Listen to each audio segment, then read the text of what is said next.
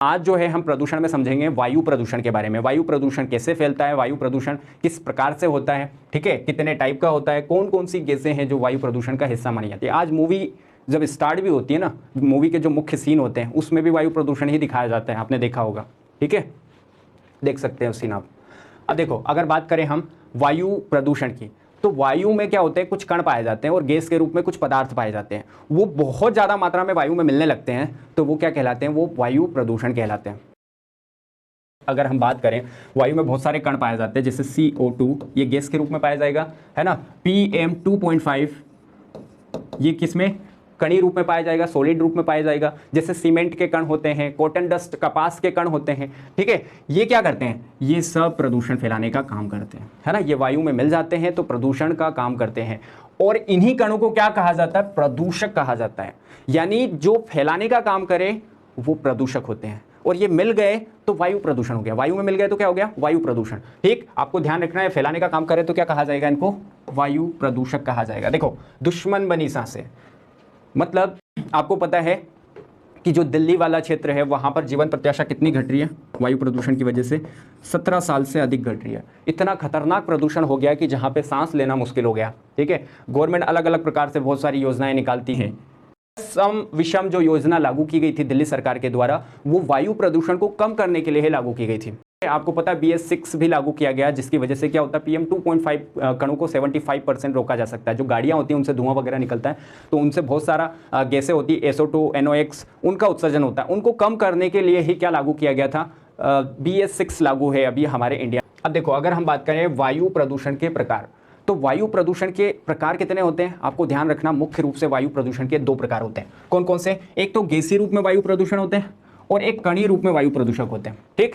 यानी types of air pollutant, जो प्रदूषक होते हैं वो 2 टाइप के होंगे। कौन कौन से, गैसीय रूप में 2 प्रकार के होंगे गैसीय रूप में, एक तो प्राइमरी और एक सेकेंडरी। प्राइमरी का मतलब होता है ऐसी गैसें जो जिस रूप में पाई जाएगी उसी वास्तविक रूप में प्रदूषण करती है, उसी को प्राइमरी बोलते हैं। CO2 हम डिस्कस करेंगे, CO, SO2, है ना, NOx नाइट्रोजन ऑक्साइड, ठीक, अमोनिया हो गया, फ्लोरोकार्बन हो गया, मिथाइल आइसोसाइनेट हो गया। ये सारी चीजें क्या है, ये प्राथमिक गैसीय प्रदूषक मानी जाती है। अगर बात करें द्वितीयक गैसीय प्रदूषक किसे कहा जाता है, जो 2 प्राथमिक प्रदूषक से मिलकर बने होते हैं उन्हें द्वितीयक प्रदूषक कहा जाता है। कौन सा, वायु वाला, आपको ध्यान रखना। जैसे ओजोन, है ना, स्मोग, स्मोक जो होता है ना वो फोग से मिलकर बना होता है, आपको ध्यान रखना, फोग और स्मोक से मिलकर बना होता है। स्मोक किसको बोलते हैं, धुएं को बोलते हैं, धुआं, इनसे मिलकर बना होता है। तो ये क्या हो गया, द्वितीयक गैसीय हो गया। यानी कि प्राथमिक गैसीय से मिलकर द्वितीयक गैसीय का निर्माण होता है ना। और कुछ ऐसे प्रदूषक होते हैं जो सूक्ष्म कणों के रूप में होते हैं, like SPM, suspended particulated matter.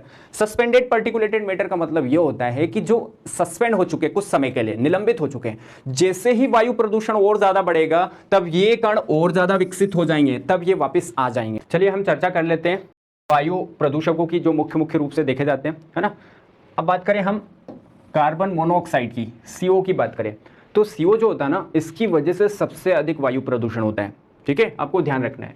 अब जितने भी गाड़ियां होती है ना, उनके धुएं से और सिगरेट के धुएं से भी क्या निकलता है, कार्बन मोनोऑक्साइड और कार्बन डाइऑक्साइड निकलता है। आपको ध्यान रखना, कार्बन मोनोऑक्साइड ज्यादा निकलता है, ठीक है। अब कार्बन मोनोऑक्साइड जो है ना बहुत ज्यादा हानिकारक है। किस तरह से, ये क्या होता है, हमारे शरीर में हीमोग्लोबिन के साथ घुलकर, हमारे ब्लड में क्या पाया जाता है, हीमोग्लोबिन पाया जाता है। हीमोग्लोबिन के साथ घुलकर एक जहरीली गैस बना लेता है, कार्बोक्सी हीमोग्लोबिन, जो क्या होता है हमारे शरीर में फूड का ब्रेकडाउन नहीं होने देता और इंसान की तड़प तड़प कर मौत हो जाती है। जितने भी हीटर होते हैं ना, उनसे क्या निकलता है, जो धुआं निकलता है, उस धुएं में क्या होता है, कार्बन मोनोऑक्साइड होता है। और कार्बन मोनोऑक्साइड क्या होगा, आपके रक्त में घुल जाएगा और कार्बोक्सी हीमोग्लोबिन बना लेता है, एक स्टेबल कंपाउंड, स्थायी यौगिक बना लेता है ना, जो फूड का ब्रेकडाउन नहीं होने देता और इंसान की क्या हो जाती है, दम घुटकर, या फिर ऐसा बोला जाता है हार्ट अटैक से उसकी मौत हो जाती है, ठीक है। आपको ध्यान रखना है कि अंगीठी जलाकर नहीं सोना चाहिए रूम में, ठीक, क्योंकि उससे क्या निकलता है, कार्बन मोनोऑक्साइड का उत्सर्जन होता है।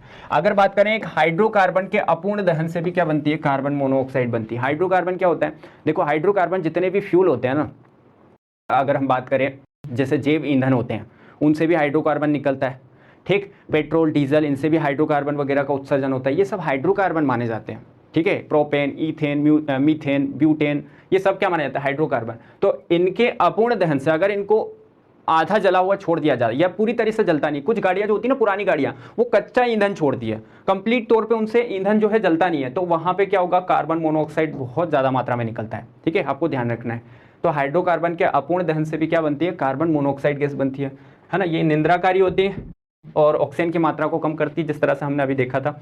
और ऐसा बोला जाता है कि इंसान की मौत हो जाती, पता ही नहीं चलता, साइलेंट सुसाइड गैस कहा जाता है इसको। ठीक, और हीमोग्लोबिन से सबसे अधिक बॉन्डिंग बनाने वाली, इसीलिए तो ऑक्सीजन को बाहर कर देती है।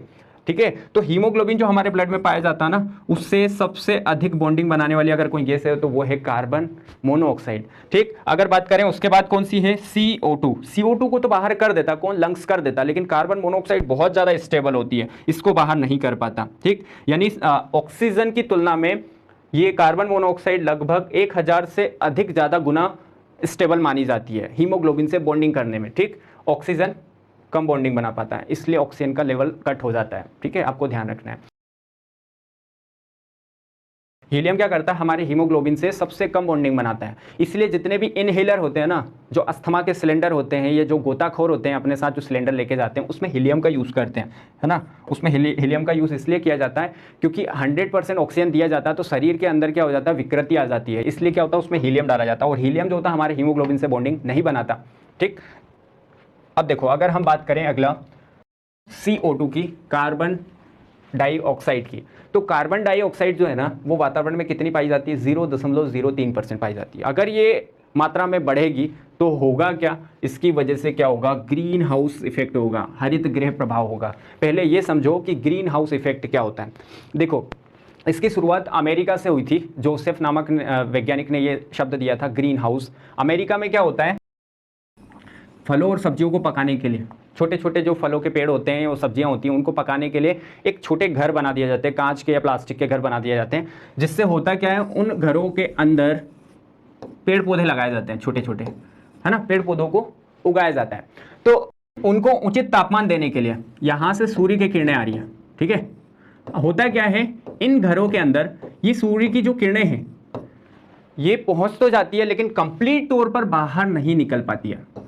यानी इनको आने तो देता है सूर्य की किरणों को, लेकिन पूरी तरीके से जाने नहीं देता। कौन, ग्रीन हाउस इफेक्ट, जिसकी वजह से क्या हो रहा है, पृथ्वी का औसत तापमान लगातार बढ़ रहा है, और पृथ्वी का औसत तापमान लगातार बढ़ना ही क्या कहलाता है, ग्लोबल वार्मिंग कहलाता है। ठीक है, आपको ध्यान रखना है, ग्लोबल वार्मिंग। यानी साउथ का एक डायलॉग आपने सुना होगा कि आएगा अपनी मर्जी से लेकिन जाएगा अपनी मर्जी से, अब उनकी मर्जी से, ऐसा बोला जाता है ना। तो वही काम करती है कौन, ग्रीन हाउस इफेक्ट करता है वही काम, ग्रीन हाउस इफेक्ट। ठीक है, आपको ध्यान रखना है। अमेरिका और चाइना में इसका सबसे ज़्यादा उत्सर्जन होता है। क्यों, क्योंकि क्या होता है, तापमान ज़्यादा मिल जाता है ना, तो ये फल जल्दी पक जाते हैं, सब्जियां जो होती है ना जल्दी तैयार हो जाती है। ठीक है, आपको ध्यान रखना है। कौन कौन सी गैसें हैं जो ग्रीन हाउस इफेक्ट करती है, आपको ध्यान रखना। सबसे ज़्यादा ग्रीन हाउस इफेक्ट होता है एक तो जल वाष्प की वजह से, जल वाष्प की वजह से सबसे ज़्यादा ग्रीन हाउस इफेक्ट होता है। अगर बात करें उसके बाद CO2 की वजह से, कार्बन डाइऑक्साइड की वजह से होता है जल वाष्प के बाद। अब देखो सबसे ज्यादा सक्रिय है कौन, कार्बन डाइऑक्साइड। इसकी वजह से क्या होता है, इसी वजह से कार्बन डाइऑक्साइड ज्यादा नुकसान करेगी। ठीक, उसके बाद किससे होता है, मीथेन वगैरह से होता है। उसके बाद किससे होता है, क्लोरोफ्लोरोकार्बन की वजह से होता है। ये सब क्या मानी जाती है, ग्रीन हाउस इफेक्ट गैस मानी जाती है। इनकी वजह से क्या होता है, ग्रीन हाउस इफेक्ट होता है। ठीक है, यानी तापमान जो है, हमारे पृथ्वी का औसत तापमान जो है 15 डिग्री सेल्सियस है, वो लगातार बढ़ता जा रहा है। ऐसा बोला जा रहा है कि हर 10 साल में 0.6% औसत तापमान जो है हमारी पृथ्वी का बढ़ जाता है। ठीक, जितने भी जीव जंतु हैं निःश्वसन के दौरान जो होते हैं ना, वो क्या छोड़ते हैं, वो CO2 छोड़ते हैं, ऑक्सीजन लेते हैं, वो CO2 छोड़ते हैं। ठीक है, आपको ध्यान रखना है। दो चीजें, आग बुझाने के लिए क्या होता है, अग्निशमन यंत्र जो होता है ना, फायर ब्रिगेडिंग, उसमें भी कार्बन डाइऑक्साइड का यूज होता है। एक तो ये यूज हो गया, ठीक, पूछा जाए तो आपको याद रखना है। प्रकाश संश्लेषण, फोटोसिंथेसिस में भाग लेती है, यानी पौधों के लिए बहुत ज्यादा जरूरी है, क्योंकि पौधे क्या करते हैं, CO2 को लेते हैं वातावरण से, और सूर्य की किरणें और जो मिट्टी से फिर क्या करते हैं, वो खनिज, लवण और जल को अवशोषित करके अपने भोजन का निर्माण कर देते हैं। तो पौधों के लिए बहुत ज्यादा जरूरी है। ठीक है, ठीक, इसीलिए कहा जाता है कि पेड़ पौधे ज़्यादा से ज़्यादा लगाना चाहिए, ताकि कार्बन डाइऑक्साइड को और ज़्यादा अवशोषित करें और कार्बन डाइऑक्साइड की मात्रा जो है संतुलित रहे वातावरण में। ठीक, जितने भी ज्वालामुखी क्रिया होती है उसके समय जो लावा निकलता है, उस लावा से भी कार्बन डाइऑक्साइड उत्सर्जित होती है, आपको ध्यान रखना है। ठीक है, और धुएं से भी, वाहन जब चलते हैं तब भी कार्बन डाइऑक्साइड निकलती है, चीज़ों को जब जलाते हैं तब भी कार्बन डाइऑक्साइड का उत्सर्जन होता है। ठीक है, इतनी चीज़ें आपको विशेष रूप से ध्यान रखनी है। अब देखो, अगर बात करें हम सल्फर डाइऑक्साइड की, SO2 की बात करें, ठीक है। तो SO2 क्या है, वायु प्रदूषण तो कम करती है क्योंकि वातावरण में कम पाई जाती है, वातावरण में कम पाई जाती है, इसीलिए वायु प्रदूषण तो कम करती है, लेकिन वातावरण में इसकी मात्रा अगर बढ़ जाए तो सबसे खतरनाक मानी जाती है, सबसे ज़्यादा टॉक्सिक मानी जाती है, यानी सबसे अधिक जहरीली अगर कोई वायु प्रदूषक गैस है तो वो है SO2, सल्फर डाइऑक्साइड। ये कहाँ से निकलती है, जितनी भी औद्योगिक केंद्र होते हैं ना, औद्योगिक केंद्र, कारखाने वगैरह, फैक्ट्री, उनसे निकलती है, ठीक। और इसी की वजह से होता क्या है, जैसे ऊपर से मान लो पानी बरस रहा है ना, और वातावरण में क्या है, क्या घुला हुआ है, SO2 घुला हुआ है, क्योंकि आपको पता है जितनी भी फैक्ट्रियां होती है, जितने भी कारखाने होते हैं, उनसे क्या निकलते हैं, उनके धुएं से SO2 का उत्सर्जन होता है। अब वातावरण में SO2 मिला हुआ है, ऊपर से पानी बरसा हुआ है, ठीक। तो ये पानी बरसा, तो इन दोनों से फिर क्या होता है, एक यौगिक बनता है जिसका नाम है H2SO4, सल्फ्यूरिक एसिड, जो अम्लों का राजा कहा जाता है। इतना ज़्यादा एसिडिक होता है कि हमारी स्किन को इफेक्ट कर जाता है, स्किन कैंसर तक हो जाता है ना, इसकी वजह से, सल्फ्यूरिक एसिड की वजह से। यानी अम्लीय वर्षा के लिए भी जिम्मेदार मानी जाती है कौन, सल्फर डाइऑक्साइड, ठीक है, आपको ध्यान रखना। और इसकी वजह से क्या हो रहा है, स्टोन लेप्रोसी, आपने सुना होगा, पत्थरों में कोढ़ रोग हो जाता है, किसकी वजह से हो रहा है, ये SO2 की वजह से, स्टोन लेप्रोसी, पत्थर कोढ़। पत्थर जो होते हैं ना अपनी वास्तविक अवस्था को खो देते हैं, या पत्थर टूटने लगते हैं, जितने भी स्टेचू होते हैं ना वो स्टेचू लगातार खत्म होते जा रहे हैं, जहाँ पे अम्लीय वर्षा हो रही है ना वो स्टेचू लगातार खत्म होते जा रहे हैं। आपको पता है, आपने सुना होगा ताजमहल का जो रंग है पीला पड़ रहा है, वो किसकी वजह से पड़ रहा है, वो इसी SO2 की वजह से पड़ रहा है। मथुरा की जो तेल रिफाइनरी है वहाँ से SO2 का उत्सर्जन होता है, जिसकी वजह से क्या हो रहा है, ताजमहल का रंग जो है परिवर्तित हो रहा है, चेंज हो रहा है, ठीक है, आपको ध्यान रखना है। तो स्टोन लेप्रोसी किसे कहा जाता है, SO2 को कहा जाता है, जो पेड़ पौधों के लिए भी हानिकारक मानी जाती है, इनकी ग्रोथ को भी रोक देती है ये। इसके कारण हमारी त्वचा, आँख, नाक, गले में खुजली और जलन पैदा हो जाती है ना, और मैंने बताया आपको स्किन कैंसर तक हो सकता है, जब बहुत ज़्यादा मात्रा में अगर ये वातावरण में फैल जाएगी तो स्किन कैंसर तक हो जाता है। इसीलिए कहा जाता है कि पहली बारिश में कभी नहीं नहाना चाहिए, क्योंकि पहली बारिश में जो होता है ना, किसका उत्सर्जन होता है, जितनी भी ये जो प्रदूषित गैसें होती है वो वातावरण में होती है, SO2 होती है, NO2 होती है, ये सब क्या होती है, फिर आपको प्रभावित करेगी पहली बारिश में। इसीलिए पहली बारिश में नहीं नहाना चाहिए। आपने गाना सुना होगा, भीग जाने दो पहली बारिश में। CFC, chlorofluorocarbon. अब देखो CFC की अगर हम बात करें ना, तो CFC क्या है, ये भी एक ग्रीन हाउस इफेक्ट गैस है। इसकी वजह से क्या होता है, इसकी वजह से भी ग्लोबल वार्मिंग बढ़ रहा है ना। CFC क्या है, एक ग्रीन हाउस इफेक्ट गैस मानी जा रही है, ठीक। जितने भी AC होते हैं, फ्रिज होते हैं, इन सब में क्लोरोफ्लोरोकार्बन का यूज़ होता है। देखो AC फ्रिज में क्या होता है, या तो यूज़ होता है CFC का, या यूज़ होता है NH3 अमोनिया का, या यूज़ होता है ठोस कार्बन डाइऑक्साइड का, ठोस CO2 का, ठीक। लेकिन मुख्य रूप से CFC का यूज होता है। अब थोड़ा कम यूज कर दिया गया, लेकिन कहीं कहीं बहुत सारी कंपनियां जो है आज भी CFC का यूज करती है कूलेंट के लिए, उनको ठंडक देने के लिए, है ना। हमें ठंडक क्यों प्राप्त होती है, CFC या अमोनिया या ठोस CO2 के कारण, ठीक है। AC फ्रिज में क्या रहता है, CFC अमोनिया, या फिर बात करें हम इसको NH3 या ठोस CO2 रहता है, जिनकी वजह से क्या हो रहा है, लगातार ग्रीन हाउस इफेक्ट बढ़ रहा है। ग्रीन हाउस इफेक्ट की वजह से क्या हो रहा है, ग्लोबल वार्मिंग हो रहा है और पृथ्वी का औसत तापमान सामान्य से बढ़ रहा है, ठीक है, आपको ध्यान रखना है। फ्रियान गैस भी कहा जाता है, इसका एक नाम और याद रखिएगा। किसकी बात करें, CFC की बात करें, ठीक है। अब देखो ये क्या करती है, ओजोन का भी अपघटन करती है। अब देखो नाम में छुपा हुआ है क्लोरोफ्लोरोकार्बन। क्लोरो का मतलब यहाँ पे समझिएगा, क्लोरो का मतलब होता है Cl, क्लोरीन। क्लोरीन क्या करता है, क्लोरीन का एक अणु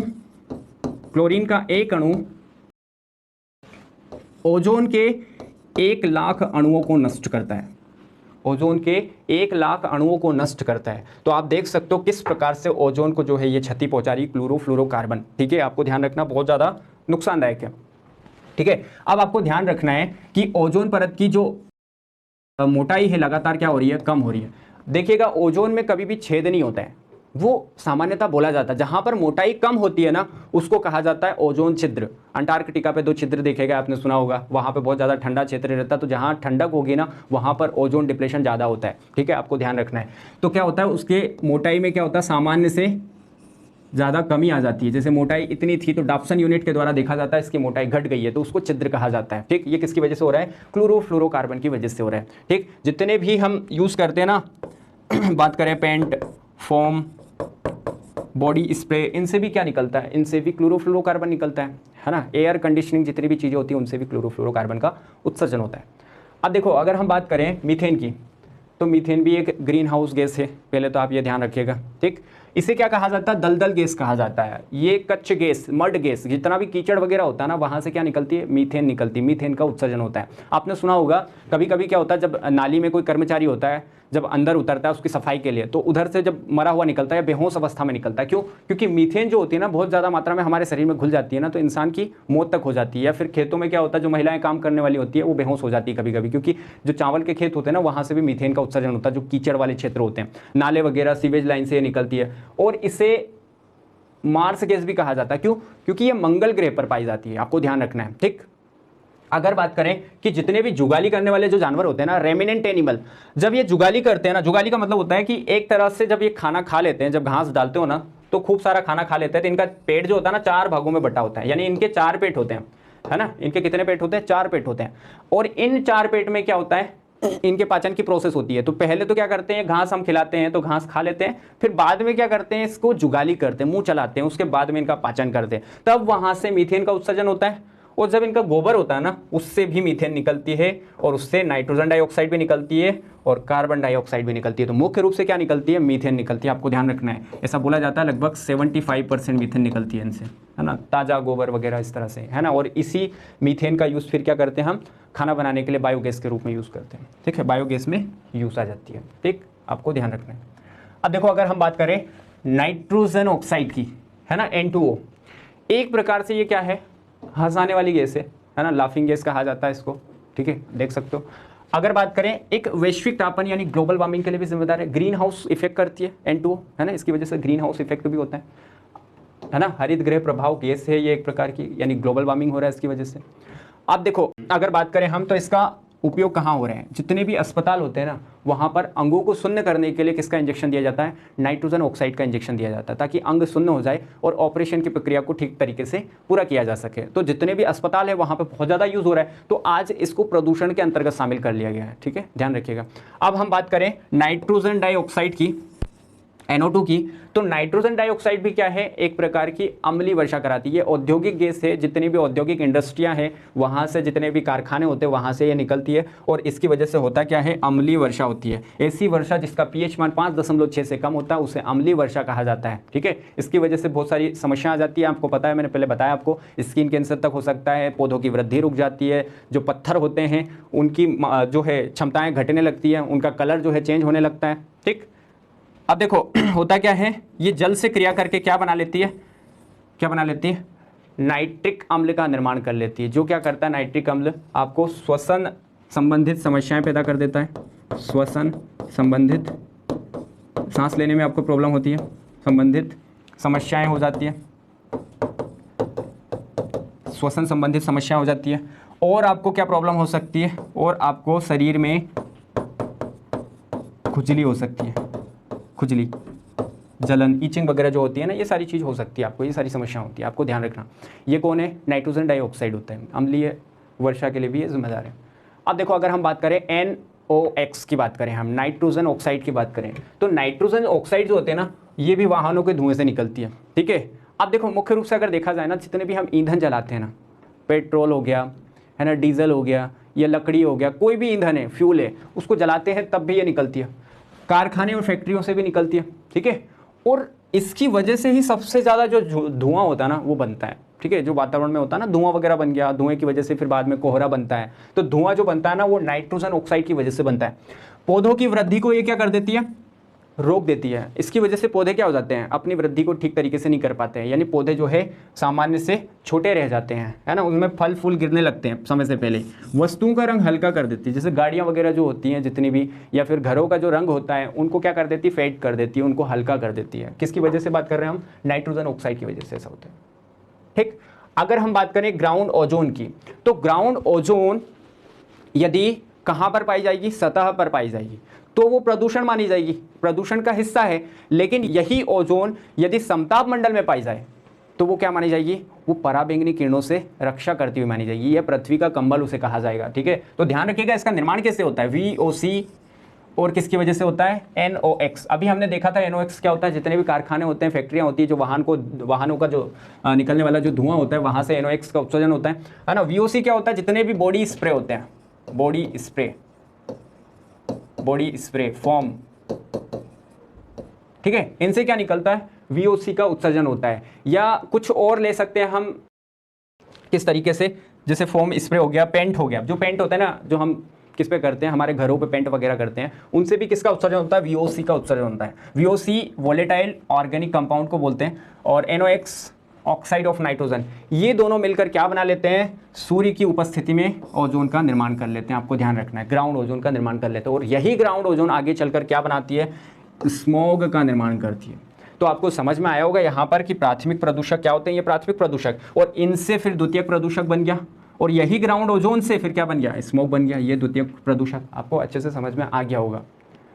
अब देखो, अगर हम बात करें धूम्र, कोहरा या कुहासे की, तो ये क्या है, एक प्रकार का वायु प्रदूषक माना जाता है, कुहासा भी, है ना। क्यों, क्या करता है, ये दृश्यता को कम कर देता है, उस शहरों पे बहुत ज़्यादा प्रभावी होता है। आपने देखा होगा सुबह सुबह क्या होता है, बहुत सारा कुहासा रहता है ना। ये कुहासा किसकी वजह से होता है, जो पराली वगैरह जलाते हैं ना, उसकी वजह से कुहासा होता है ना। जितना धुआं होता है, जो गाड़ियाँ होती है ना, उनके धुएं से भी क्या निकलता है, जो बहुत सारा अन्य प्रकार के प्रदूषक मिलते हैं, ठोस, द्रव, गैस वगैरह, सारे के सारे मिक्स होकर क्या बना लेते हैं, स्मोक बना लेते हैं। बहुत ज़्यादा जहरीला होता है ये, ठीक है। तो आपको ध्यान रखना है, धुआं क्या होता है, गैस में ठोस, है ना। कुहासा जो कोहरा है, जिसको बोलते हैं हम कोहरा, फॉग, ये गैस में तरल होता है, यानी ठोस, द्रव, गैस, ये क्या है, ठोस, द्रव और गैस, तीनों का मिला जुला रूप होता है, जिसको हम बोलते हैं स्मॉग, ठीक है। आपको ध्यान रखना है।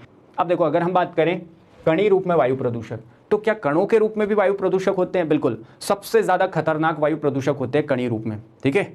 देखो, ये क्या होते हैं, सूक्ष्म कणों के रूप में होते हैं, टीनी पार्टिकल के रूप में पाए जाते हैं, जैसे निलंबित कणिका में पदार्थ, SPM की हम बात करें, सस्पेंडेड पार्टिकुलेटेड मैटर, जितने भी दिल्ली, हैदराबाद, मुंबई, ये बड़े बड़े शहर होते हैं ना, इनमें बहुत ज़्यादा अगर कोई प्रदूषण फैला रहा है ना, तो वो कणी रूप में फैला रहा है ना। यहाँ पे क्या होता है, जितनी भी जो औद्योगिक केंद्र है बहुत ज़्यादा विकसित अवस्था में है ना। और आपने सुना होगा हरियाणा वाले क्षेत्र में, चंडीगढ़ वाले क्षेत्र में, वहाँ पे फसलों की कटाई मशीनों के द्वारा करवाई जाती है, और उसके बाद क्या होता है, उसका जो भाग बच जाता है, फिर उसको किसान जला देता है, उससे क्या निकलता है, धुआं निकलता है। उससे जो धुआं निकलता है, कुछ कण निकलते हैं, उनको कहा जाता है PM कण, है ना। PM 2.5 या PM10 कहा जाता है ना। जितने भी कॉटन डस्ट होती है या फिर सीमेंट के कण होते हैं, इनकी वजह से जो प्रदूषण होता है, इनकी वजह से जो समस्याएं पैदा होती है, वो सब की सब कणी रूप में वायु प्रदूषक का हिस्सा मानी जाती है, ठीक है। फेफड़े और गले को प्रभावित करता है, और प्रभावित शहर इससे, तो एक तो दिल्ली, मुंबई। अब आपको ध्यान रखना, दिल्ली में PM 2.5 भी है और PM10 भी है, और मुख्य रूप से PM 2.5 है। PM 2.5 मैंने आपको बताया कि हमारे बाल का 3% हिस्सा क्या कहलाता है, PM 2.5 होता है, ठीक है। एक प्रकार से इसको कहा जाता है अदृश्य हत्यारा, अदृश्य हत्यारा, बहुत ज़्यादा खतरनाक होता है। और जितना भी प्रदूषण हो रहा है ना, आपको पता है, जितना भी प्रदूषण हो रहा है, प्रदूषण के स्तर में हमारे इंडिया की जो 10 सिटी है ना, दिल्ली, मुंबई, बेंगलोर, कलकत्ता, ये सारी की सिटियाँ जो है सबसे ज़्यादा टॉप पर है पूरे विश्व में, है ना। पूरे विश्व में सबसे ज़्यादा टॉप पर है ये सिटी। एक किसकी वजह से हो रहा है, PM 2.5 कण जो हो रहा है ना, इसकी वजह से हो रहा है, और अन्य प्रकार के बहुत सारे वायु प्रदूषक की वजह से हो रहा है, ठीक है। अब PM 2.5 क्या होता है, 2.5 माइक्रोमीटर से छोटे कण होते हैं।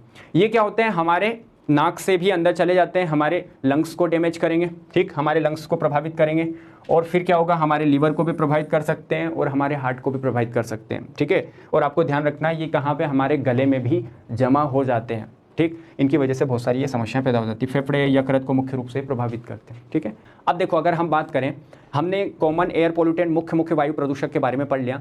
अब वायु प्रदूषण से किस किस प्रकार से कौन कौन सी बीमारियां हो जाती है, तो हम वो डिस्कस कर लेते हैं। देखो, सबसे पहले अगर बात करें हम इम्फोसीमा की, तो इम्फोसीमा जो होता है ना, जो सिगरेट का जो धुआं होता है ना, उससे क्या होता है, हमारा जो लंग्स होता है ना, लंग्स के अंदर कोशिकाएं पाई जाती है। कौन सी कोशिकाएं, एल्वोलाई, कुपिका कोशिका। अब कुपिका कोशिका का काम क्या होता है, वो CO2 को बाहर करती है और ऑक्सीजन को अंदर करती है, यानी इसकी वजह से ही हमारे शरीर में ऑक्सीजन अंदर होता है, ठीक है। तो ये ठीक से काम नहीं करेगा तो फिर क्या होगा, आपको लंग्स कैंसर हो सकता है, आपको लंग्स से जुड़ी हुई समस्याएं हो सकती है, ठीक है। और एक बीमारी हो जाती है, इसमें क्या हो जाता है, आपका एल्वोलाई जो है, कुपिकाएं, जो कोशिकाएं हैं, उनका कलर कैसा होता है, नेचुरल पिंक होता है, वो पिंक से कैसा हो जाता है, हल्का बदल के ब्राउन हो जाता है या काला पड़ने लगता है, ठीक है। तो इसीलिए ना स्मोकिंग करें, ना करने दें, जो आपको बहुत ज़्यादा महंगा पड़ेगा। धूम्रपान पड़ेगा महंगा। Not a problem. Let's go.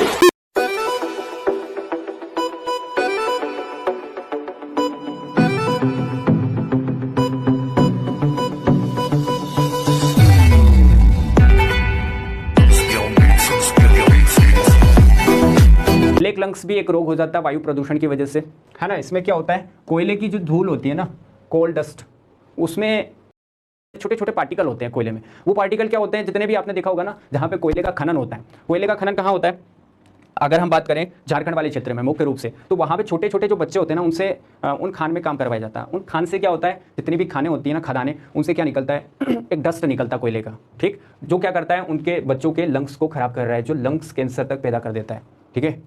अगला बात करें न्यूमेकोनियसिस। न्यूमेकोनियसिस क्या होता है, जितनी भी धूल होती है ना, धूल, उसके कारण क्या होता है, हमारे फेफड़े से जुड़ी हुई बहुत सारी समस्या हो जाती है। इसीलिए भी आपको मास्क लगाना चाहिए, ठीक है, ध्यान रखिएगा। यानी वायु प्रदूषण से बचने के लिए भी आपको मास्क लगाना चाहिए। कोरोना तो ठीक है, लेकिन वायु प्रदूषण से भी बचने के लिए आपको क्या यूज़ करना चाहिए, मास्क का उपयोग करना चाहिए। बायोसिनेसिस या बाइसिनेसिस कहा जाता है ब्राउन लंग्स इसको, कपास की धूल के कारण, कॉटन डस्ट, है ना, कॉटन डस्ट, जहाँ पे कपास के से रिलेटेड कामकाज होते हैं सारे के सारे, वहाँ से क्या होता है, उसके छोटे छोटे कण निकलते हैं, जिससे क्या हो जाता है, बाइसिनोसिस।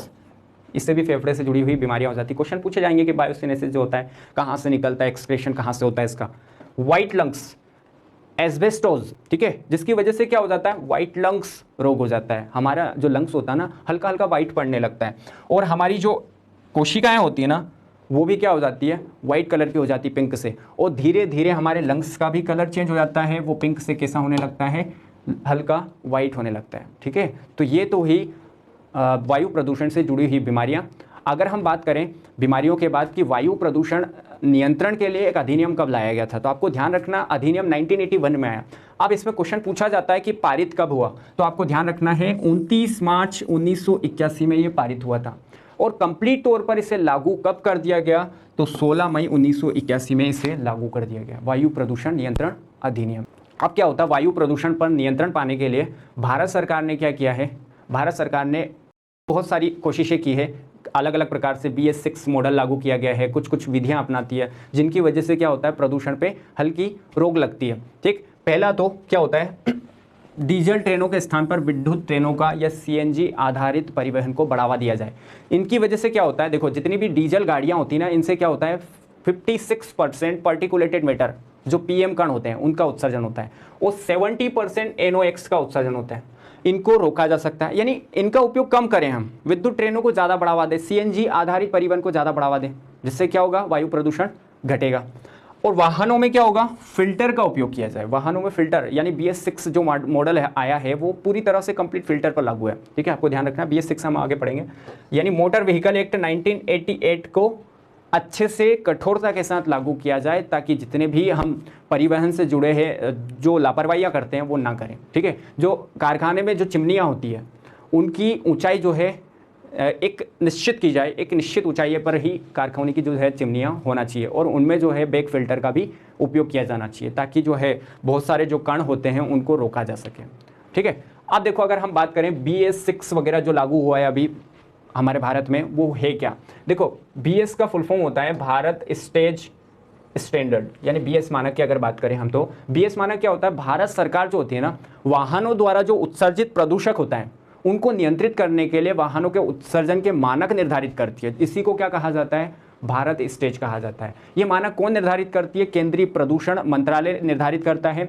और क्या निर्धारित करता है, जितना भी वन मंत्रालय होता है, जलवायु परिवर्तन मंत्रालय, ये सब मिलकर BS मानक निर्धारित करते हैं। इसकी विशेषता है, अभी हाल फिलहाल में देखा जाए तो हमारे भारत में 2020 में क्या लागू है, BS6 लागू है ना। इसकी वजह से क्या होता है, BS6 की वजह से जितने भी PM 2.5 जो कण हैं इनको 80 से 90% रोका जा सकता है, और जो नाइट्रस ऑक्साइड का जो उत्सर्जन है उस पर भी नियंत्रण पाया जा सकता है। इसीलिए भारत में BS6 मॉडल को लागू किया गया है। जितनी भी गाड़ियां हैं वो अब BS6 मॉडल के आधार पर ही बनाई जाएगी, जो नई गाड़ियां अब जो आएगी। हालांकि पुरानी गाड़ियों को बंद नहीं किया गया है, उनको भी चालू रखा गया, ठीक है। तो ये एक अच्छी पहल है। अगर हम बात करें, दिल्ली सरकार ने एक ऑड इवन पहल लागू की थी। मैंने आपको बताया कि एक दिन ऑड गाड़ियाँ चलेगी, जिनके वाहनों का अंतिम अंक अगर विषम है तो उसे विषम दिन में चलाया जाएगा।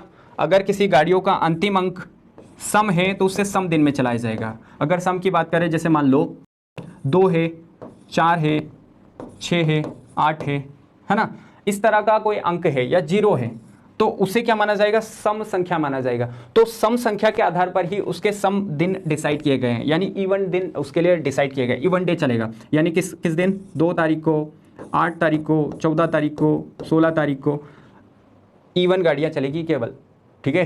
तो ये क्या है, दिल्ली सरकार ने वायु प्रदूषण पर नियंत्रण पाने के लिए इस पहल को लागू किया था, जो कि एक अच्छी शुरुआत है, पूरे भारतवर्ष में ये लागू होना चाहिए, ठीक है। अब देखो अगर हम बात करें सफ़र एयर ऐप, अब देखो सफ़र एयर ऐप क्या करती है। सफ़र एयर ऐप एक ऐसी एप्लीकेशन बनाई है भारत सरकार ने 2015 में, ठीक है, जिसकी वजह से हम जहाँ खड़े हैं वहाँ का प्रदूषण स्तर पता चलता है। हमारे मोबाइल से ही हम पता कर सकते हैं कि यहाँ का प्रदूषण स्तर कितना है ना। 6 अलग अलग प्रकार के कलर दर्शाए गए, जिस कलर के माध्यम से हमें पता चलता है कि हम जहाँ खड़े हैं वहाँ का प्रदूषण स्तर क्या है। अब देखो एयर क्वालिटी इंडेक्स अगर 0 से 50 के बीच आ रहा है, इसका मतलब है गुड है, अच्छी स्थिति है ना। आप ठीक तरीके से रह सकते हो, व्यायाम कर सकते हो, घूम सकते हो, सारी चीज़ जो है ठीक ठाक है। अब बात करें 51 से 100 के बीच है, तो थोड़ी बहुत सेंसिटिव पीपल होते हैं ना, जितने भी बूढ़े लोग होते हैं, छोटे बच्चे होते हैं, उनको प्रभावित कर सकता है, ठीक। यानी इसका स्तर बढ़ता चला जाएगा ना, जितना भी रेड डार्क होता चला जाएगा वो उतना ज़्यादा खतरनाक है। ये अगर मान लो 400 से 500 के बीच हो गया ना, लोगों की मौत होने लगती है ना। लॉकडाउन की घोषणा करनी पड़ती है गवर्नमेंट को फिर, है ना, कंप्लीट तौर पर। इसीलिए कहा जाता है कि जो प्रदूषण है ना, ये भी एक बहुत बड़ी समस्या है, और ख़ास तौर पर वायु प्रदूषण, ठीक है, आपको ध्यान रखना है। देखो इस टॉपिक में हमने डिस्कस किया कि वायु प्रदूषण क्या होता है, प्रदूषण के प्रकार हमने डिस्कस किए, ये सारी चीज़ें जो है एग्जाम में पूछी जाती हैं।